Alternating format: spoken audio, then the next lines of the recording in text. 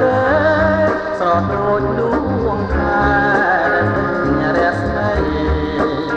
ញញឹមម្ដងរៀបបងស្ទើស្មុំស្មារតីចង់ស្នាក់ភ្នំបេស្រស់ស្រីឲ្យតែចិនដាបើញញឹមស្រស់ម្លឹងតាឲ្យរៀមខ្លាំងលេចបានជីវ៉ាសាច់ពណ៌ទាំងសងមកប្រងគួរឲ្យស្នេហារស់លើលោកាទេប្រាប់ណាស់តែស្រីឃើញអូនញញឹមដាក់គេម្ដងគ្រូសាយមកស្ទើរប្រែពីពីបែចិនច្រណា